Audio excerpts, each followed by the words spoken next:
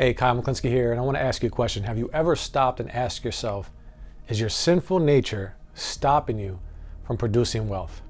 Are your bad habits or addictions stopping you from producing wealth? And have you ever wondered why some individuals have such an abundance mindset and others can't just seem to get ahead?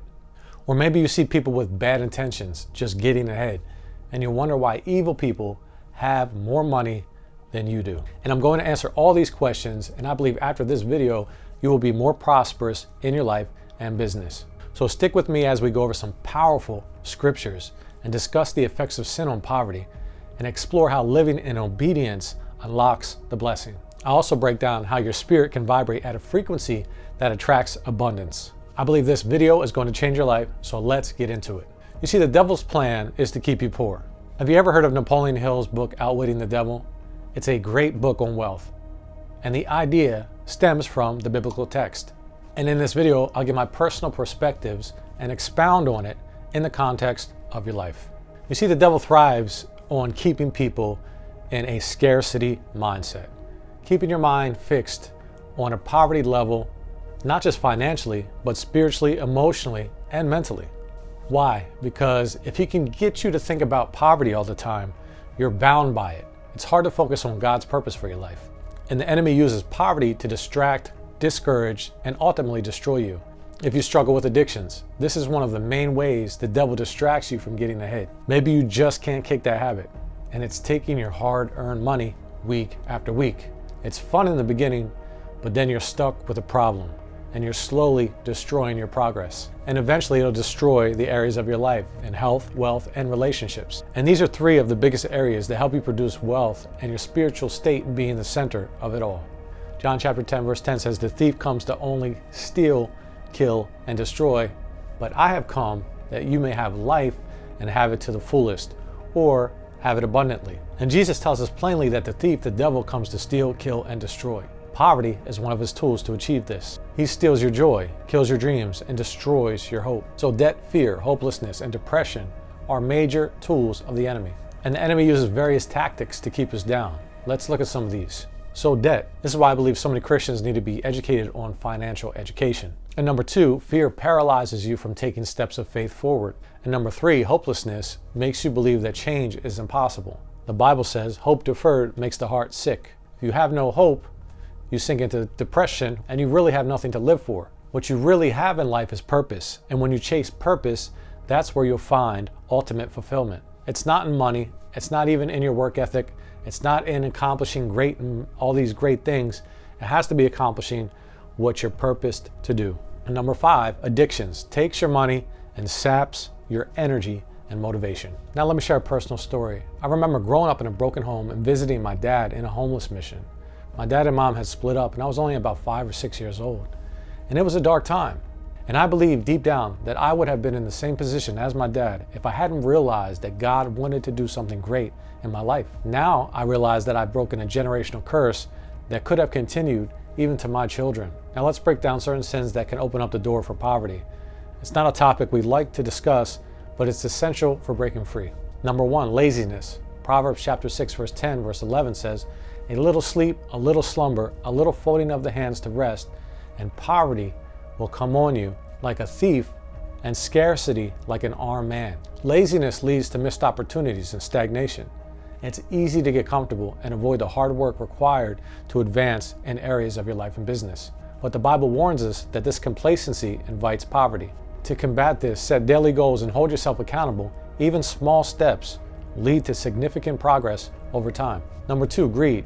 1 Timothy chapter 6 verse 10 says, "For the love of money is the root of all kinds of evil." It's not the money in itself. Money is a tool to be able to get things done on the earth. And greed isn't about having wealth. It's about wealth having you. When money becomes your idol, it leads to destructive behaviors and decisions that can ruin your life. Focus on being a good steward of what you have. Practice generosity. It breaks the hold of greed. Number three, dishonesty. Proverbs chapter 13 verse 11 says, "Dishonest money dwindles away, but whoever gathers money little by little makes it grow." So shortcuts and dishonest gain may bring temporary success, but they ultimately lead to loss. Integrity builds lasting wealth. Number four, lack of vision. Hosea chapter 4 verse 6 says, "My people are destroyed from lack of knowledge." And without a clear vision or purpose, it's easy to wander aimlessly. A lack of direction can lead to missed opportunities and ultimately lead to poverty. This is why intentional living is so important. You must become obsessive about the direction of your life. You will eventually run out of time in this life, so you want to set targets with wisdom. You are going to die one day. So set goals, map out the fastest ways to get to those goals, and do everything with everything that you got, and maximize every day to the fullest. You see, you can't drift through life and expect something to fall in your lap. You must become obsessively directional in your planning. When you take a bow and arrow and you aim it, you do that with the highest precision possible to hit the bullseye. So it should be with your planning. So what I want you to do is pause the video for a second, write down your vision, and meditate on what God has placed in your heart to do for your specific purpose. You see, a lot of people do not get things done because they don't write it down. In Habakkuk, it says to write the vision down and make it plain so that you may run with it. You see, ideas can come with so many aspects. And if you don't write it down, you're going to be confused. And a lot of times you'll see when you begin to write things down, the more clarity you will get because you'll be able to see the whole picture. We can only contain so much information in our mind. And when we write things down, it's like it becomes tangible. So let's talk about obedience leading to blessing. A lot of times when we do this, God will do that. So when we're obedient, then God brings blessing. Not that he doesn't love us irregardless, it's that there's always a do this and you get this in return. And obedience will open the floodgates of heaven. When we align ourselves with his will, blessings flow. And I'm not saying you're not going to go through hardships, because if you look at the book of Job and you look at other books of the Bible, there are many hardships, and that's just life. But God gives you the wisdom and the courage and the strength through his Spirit to continue on.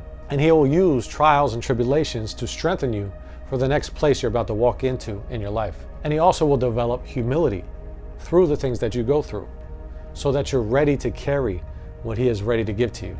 So ask yourself, are you humble enough even to carry $1 million for him? Are you humble enough even to have $1 million right now?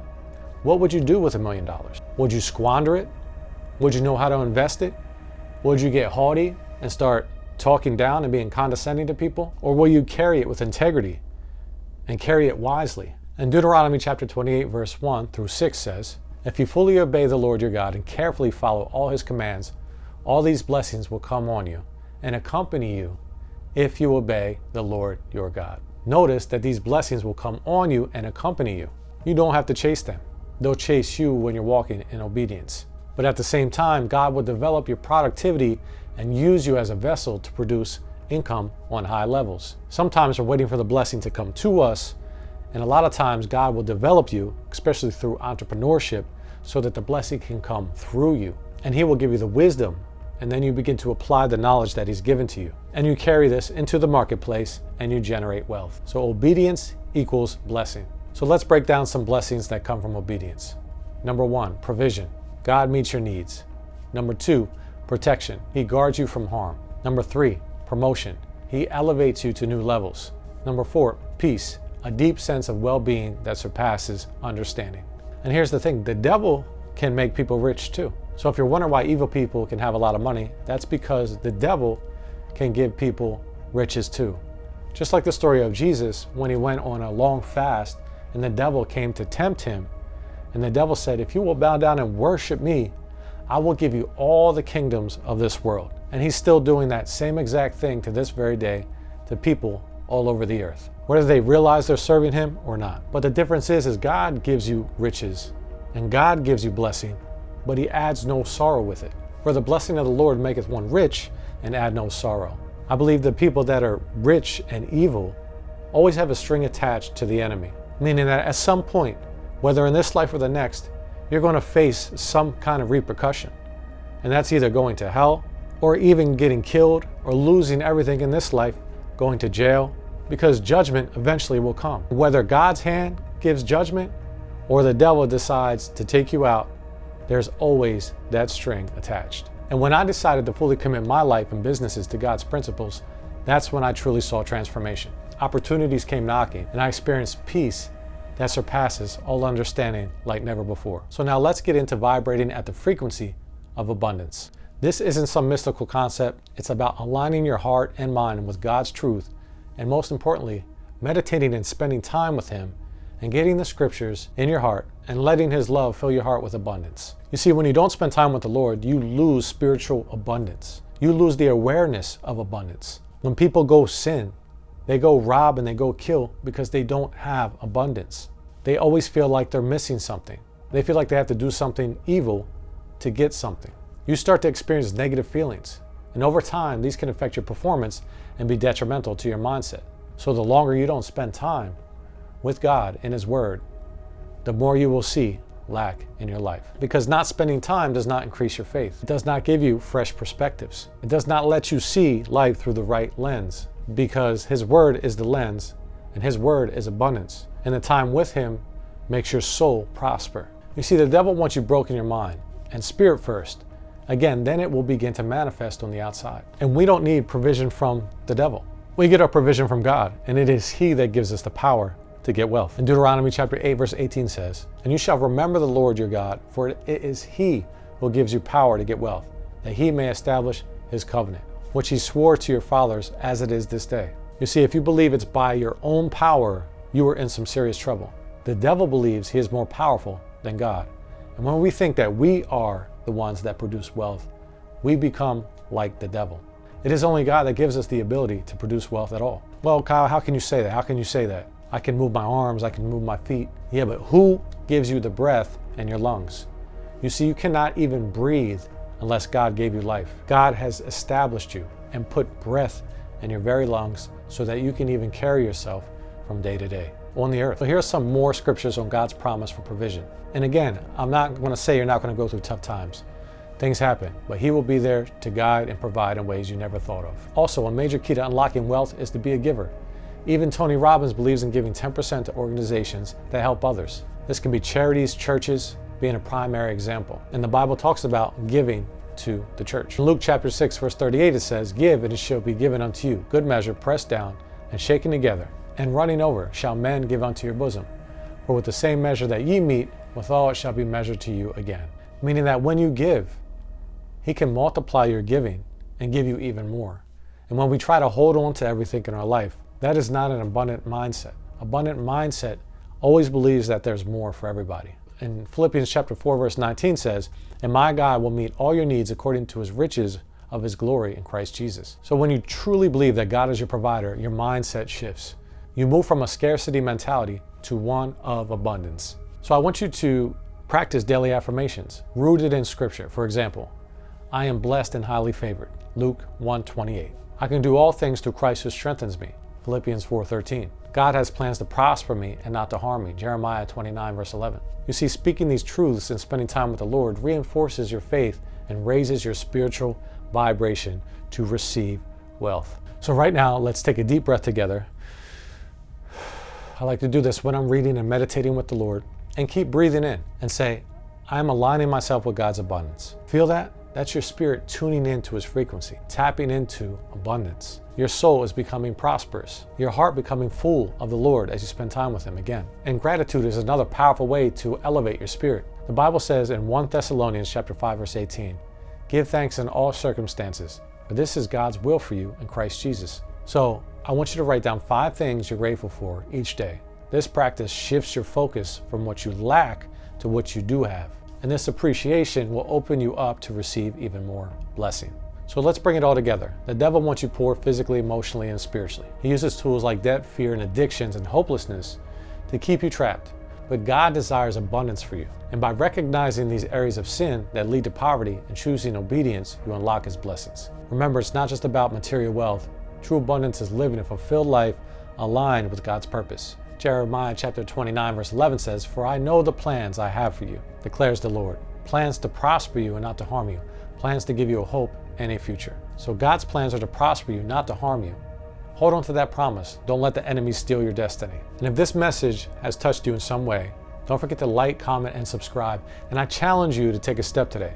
Maybe it's spending more time in prayer, perhaps forgiving that certain someone so that you can walk in love and walk in that prosperous spirit. You can't have abundance with unforgiveness. Unforgiveness stops the flow of love, and love is the highest form of abundance. So start that project you might have been putting off. Start the business. Whatever it is, do it in obedience and watch how God moves on your behalf. And that's it for this video. If you know somebody who needs to hear this, don't forget to share, and I'll see you on the next video. I'll see you soon.